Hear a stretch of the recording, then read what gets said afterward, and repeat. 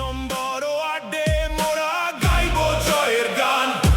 যোগ্য নেতা শিক্ষিত ভাই সবার প্রিয় মুখ, ওয়াসিউদ্দিন আনসারী আনবে সবার সুখ।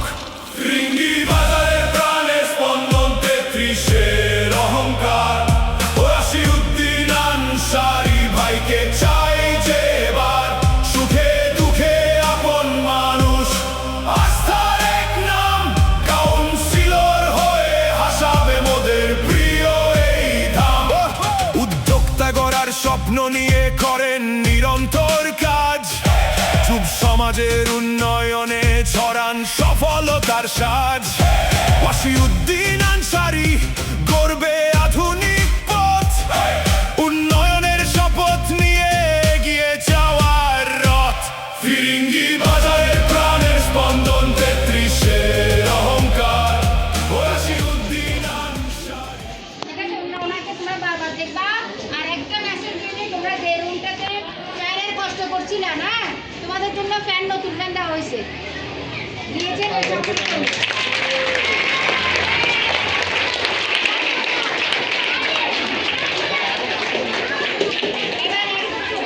প্রিয় বাচ্চারা, আসসালামু আলাইকুম ওয়া রাহমাতুল্লাহ। আপনারা সবাই কেমন আছেন? আলহামদুলিল্লাহ, আপনাদেরকে দেখে আমারও ভালো লাগছে। আমি এক সময় আপনাদের মতো শিশু ছিলাম, পড়ালেখা করে মানুষের মতো মানুষ হয়েছি। আমাদের ম্যাডামের মতো এক সময় আমাদেরকেও আমাদের ম্যাডামরা পড়িয়েছিলেন, পরম যত্নে আমাদেরকে বড় করেছিলেন। আমরা বিশ্বাস করি একদিন আপনারাও বড় হবেন এবং এই বাংলাদেশের হাল আপনাদের হাতে ইনশাল্লাহ একদিন আমরা তুলে দিব। এই একখণ্ড লাল সবুজের বাংলাদেশকে আপনারা সবাই ধারণ করবেন। বাংলাদেশের স্বাধীনতার সার্বভৌমত্ব আপনাদের হাতে ইনশাল্লাহ আগামীতে রক্ষা হবে ইনশাল্লাহ। আপনারা কি চান না আমাদের বাংলাদেশ সুন্দর হোক? আপনারা কি চান না নিজেদেরকে সুন্দরভাবে বিকশিত করতে? আপনারা কি চান না দেশের জন্য অবদান রাখতে? তাহলে আপনারা যদি পৃথিবীকে গড়তে চান, বাংলাদেশকে গড়তে চান, পৃথিবীকে গড়তে হলে সবার আগে নিজকে গড়ো। বলেন, পৃথিবীকে গড়তে হলে সবার আগে নিজকে গড়ো। তাহলে নিজেকে সুন্দর করে গঠন করতে হবে। স্কুলে যে পড়ালেখা করাচ্ছে, মা বাবারা যেভাবে সুন্দর করে পড়ালেখার পরিবেশ দিয়েছে সেভাবে কি করতে হবে? পড়ালেখা করতে হবে। আপনারা ঠিকভাবে পড়ালেখা করবেন তো? বাংলাদেশের সুন্দর ভবিষ্যতের জন্য অবদান রাখবেন তো?